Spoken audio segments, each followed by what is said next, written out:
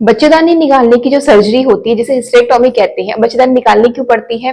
कई बार महिलाओं की क्या होता है, यूट्रस में बच्चेदानी में गांठें हो जाती है, फाइब्रॉइड्स हो जाते हैं, सिस्ट हो जाते हैं, बहुत ज्यादा मात्रा में हो जाते हैं, या फिर पीरियड्स के दौरान बहुत ही ज्यादा एक्सेस हैवी ब्लीडिंग हो रही है, और कोई भी कुछ कॉम्प्लिकेशंस होते हैं जिसकी वजह से डॉक्टर्स उन्हें सजेस्ट करते हैं कि आप बच्चेदानी रिमूव करा दीजिए। वो बहुत आराम से करा भी देती है सोचकर कि ये पार्ट अब काम ही क्या आ रहा है।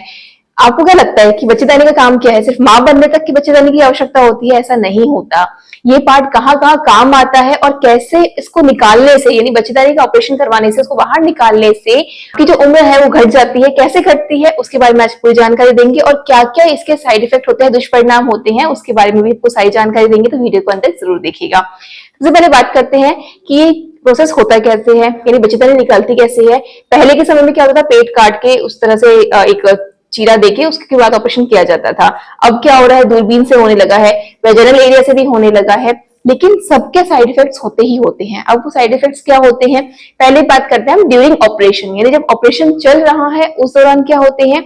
उस दौरान अच्छा की बात समझिए कि आपके शरीर में जो बच्चेदानी है, क्या वो एक अलग से रखी हुई है, या अलग से कोई ऑर्गन तो रखा हुआ नहीं है। सारे ही ऑर्गन्स आपस में एक दूसरे से कनेक्ट तो होते ही हैं, कहीं ना कहीं से चिपके हुए होते ही हैं। अब जब उस ऑर्गन को बाकी अदर पार्ट से रिमूव कर रहे हैं, बच्चेदानी के आगे की तरफ ब्लैडर होता है जहां पे पेशाब इकट्ठा होता है, आसपास बबल मूवमेंट्स होते हैं, और भी सारे कई सारे पार्ट्स आपस में कनेक्ट होते हैं। तो जब बच्चेदानी को निकालते हैं तो आसपास के सारे पार्ट्स की जो कनेक्टिविटी है, जो आप जिससे वो आपस में चिपके हुए हैं, उन सबको रिमूव करना पड़ता है। उससे एक्सेस ब्लीडिंग होने का खतरा बहुत ज्यादा होता है। कई केसेस में तो इतनी ज्यादा ब्लीडिंग होती है कि ऊपर से ब्लड यूनिट्स भी चढ़ानी पड़ती है, तो वो दिक्कत भी होती है। इसके बाद में क्या होता है, जिनके फाइब्रॉइड ज्यादा है, सिस्ट ज्यादा है, या जिनकी बच्चेदानी का साइज छोटा है, उसमें तो ये चीज बहुत कॉमन होती है कि एक्सेस ब्लीडिंग होगी ही होगी और ऊपर से खून चढ़ाना ही पड़ेगा। तो ये सब तो ऑपरेशन के दौरान भी होता है। अब ऑपरेशन कर रही है तो बॉडी को सुन करना भी जरूरी है। आपके होश में रहते हुए तो ऑपरेशन कर देंगे नहीं, ये तो संभव है ही नहीं। तो बेहोशी की स्थिति लाने के लिए क्या करते हैं, एनेस्थीसिया का प्रयोग करते हैं। अब एनेस्थीसिया कैसे लगाएंगे, या तो आपके स्पाइनल में लगाएंगे, यानी कमर की जो रीढ़ की हड्डी है उस तरफ लगेगा, या जब उस तरफ लगता है ना तो नीचे का पार्ट सुन करता है, सिर्फ नीचे नीचे का शरीर का पार्ट सुन रहता है, आप होश में रहते हैं। और दूसरा तरीका होता है कि आपको पूरा ही बेहोश कर दिया जाता है, जिससे कि जो भी ऑपरेशन का टाइम चल रहा हो उसके बाद में आपको कुछ समय बाद में होश आ जाए। उस एनेस्थीसिया के भी तो बहुत सारे साइड इफेक्ट होते हैं।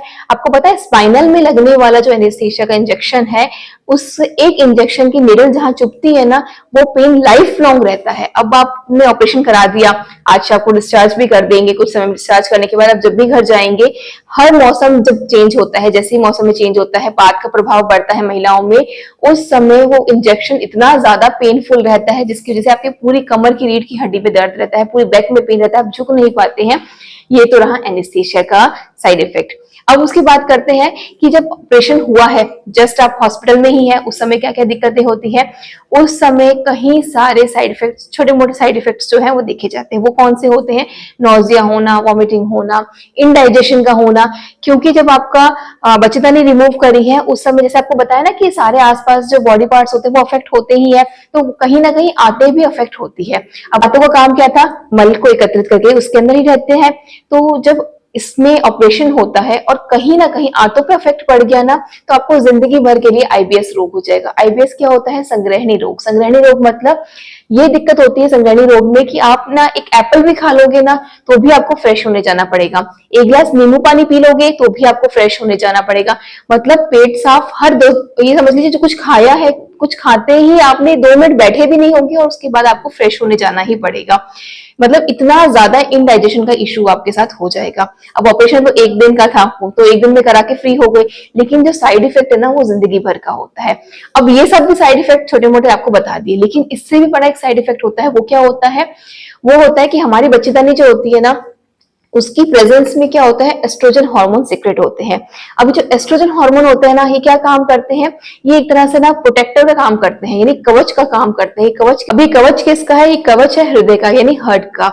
इसकी वजह से महिलाओं में हार्ट अटैक के चांसेस बहुत कम हो जाते हैं। आपको पता है, कई बार स्टडी किया गया है, रिसर्च की गई है कि पुरुषों में हार्ट अटैक ज्यादा आते हैं, महिलाओं में इतने नहीं होते।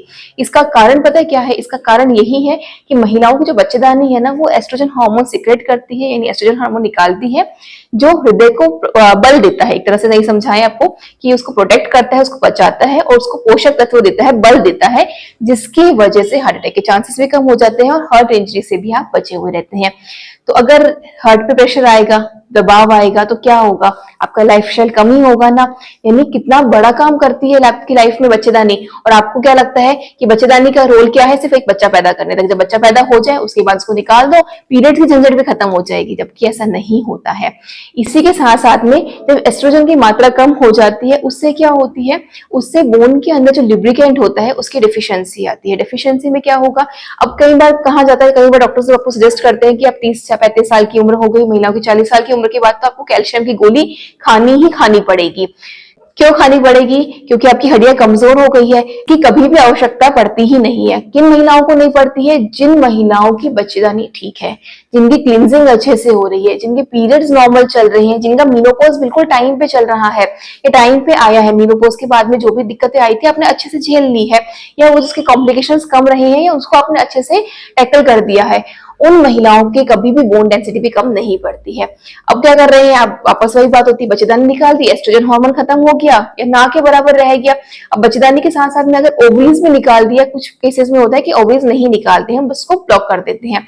तब जब ओवरीज आप ब्लॉक भी करेंगे तो ओवरीज का फंक्शन तो बच्चेदानी के साथ में था।